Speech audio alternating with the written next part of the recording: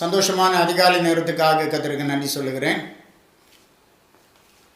அதிகாலையில் என்னை தேடுகிறவர்கள் என்னை கண்டடைவார்கள் என்று ஆண்டவர் சொல்லுகிறார். மெய்யாகவே ஆண்டவருடைய சமூகத்தில் நாம் காணப்படும் போது நிச்சயமாகவே ஆண்டவரை கண்டு ஆண்டவரிடத்தில் இந்த ஆசீர்வாதங்களை பெற்றுக்கொள்வோம் என்கிறதில் எவ்விதமான சந்தேகமும் இல்லை.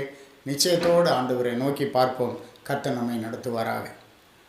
நாம் தியானிக்கும்படியாக ஓசியா தீர்க்கதரிசியின் புத்தகம் 12வது அதிகாரம் 13வது வசனம்.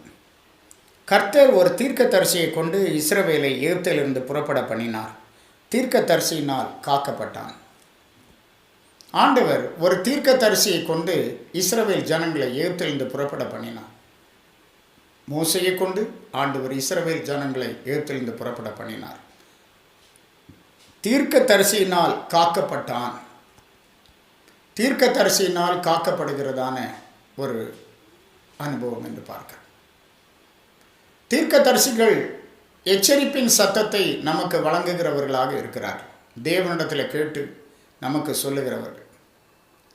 நாம் ஆண்டவரை விட்டு விலகும்போது, பின்மாறும்போது தேவனிடத்தில் இந்த எச்சரிப்பின் சத்தத்தை கேட்டு அவர்கள் நம்மை எச்சரிக்கிறவர்கள். ஆகையினாலே நாம் அழிவுக்கு காக்கப்படுகிறவர்களாக இருக்கிறோம். வர இருக்கிறதான பயங்கரமான அழிவிலிருந்து நாம் தப்பிக்கொள்ளும்படியான போக்கை கர்த்தர் அந்த தீர்க்கதரிசிகள் மூலமாக நமக்கு உண்டு பண்ணுகிறார். சங்கீதம் 74:8வது வசனத்தில் பாருங்கள், சங்கீதக்காரன் கூட எங்களுக்கு இருந்த அடையாளங்களை காணோம், தீர்க்கதரிசியும் இல்லை, இது எதுவரைக்கும் என்று அறிகிறவனும் எங்களிடத்தில் இல்லை என்று வேதனைப்படுகிறத பார்க்க.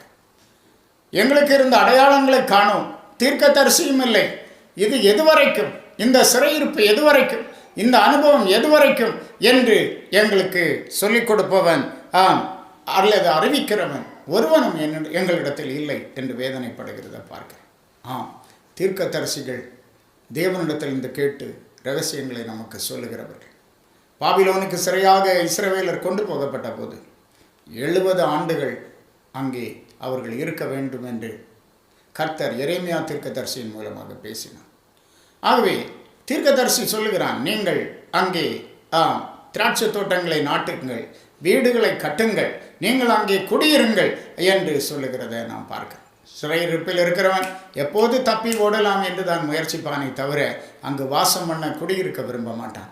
ஆனால் இது எதுவரையிலும் என்று அறிகிற தீர்க்கதரிசி எரேமியா சொல்கிறான், 70 ஆண்டுகள் வீட்டை கட்டு, திராட்சை தோட்டத்தை நாட்டு, நீ அங்கே குடியிரு, 70 வருஷத்தின் முடிவில் கர்த்தர் அங்கே கொண்டு போவார் என்று, உன் சுய தேசத்துக்கு கொண்டு போவார்.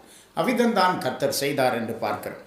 அப்படியே தீர்க்கதரிசினாலே அவர்கள் காக்கப்பட்டார். இன்றைக்கும் கூட ஆண்டவர் அநேகருக்கு தீர்க்க தரிசன வரங்களை கொடுத்திருக்கிறார். அதை நாம் உண்மையாக உத்தமமாக செயல்படுத்துகிறவர்களாக, மற்றவர்களை காக்கக்கூடிய தீர்க்க தரிசனங்களாக நம்மிடத்திலிருந்து புறப்படும் ஆண்டவருடைய வார்த்தைகள் காணப்படும்படி நாம் மிகவும் ஜாக்கிரதையாக இருந்து செயல்படுவோம். கர்த்தர் நம்மை ஆசீர்வதிப்பாராக.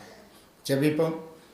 கிருபை வரங்களை கொடுக்கிற எங்கள் பரலோக பிதாவே, நாங்கள் துதிக்கிறோம், ஸ்தோத்திரிக்கிறோம். ஆண்டவரே, ஆவியானவர் தமது சித்தத்தின்படி ஒவ்வொருவனுக்கும் வரங்களை கொடுக்கிற தேவன் என்று வேதம் சொல்கிறார்.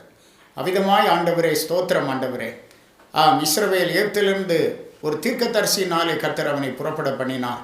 அவன் தீர்க்கதரிசியினாலே காக்கப்பட்டான் என்று சொல்லப்பட்டபடி இந்த நாட்களிலும் கூட தீர்க்க தரிசனங்கள் அநேகரை காத்து வருகிறது என்கிறதை நாங்கள் அறிகிறோம். ஆண்டவரே, தீர்க்க தரிசனங்களை அற்பமாய் எண்ணாதீங்கள் என்று சொல்லப்பட்ட வசனத்தின்படி தீர்க்க தரிசனங்களுக்கு நாங்கள் செவிசாய்க்க ஆண்டவர் கிருபை தரும்படியாக ஜெபிக்கிறோம். தேவ சமாதானம் உடைய பிள்ளைகளை ஆட்கொள்ளட்டும். இந்த நாளும் இவர்களுக்கு ஆசீர்வாதமாகவும் சந்தோஷமாகவும் இருக்கட்டும், பலப்படுத்தும். இயேசு மூலம் கேட்கிறோம் பிதாவே, ஆமென். God bless you.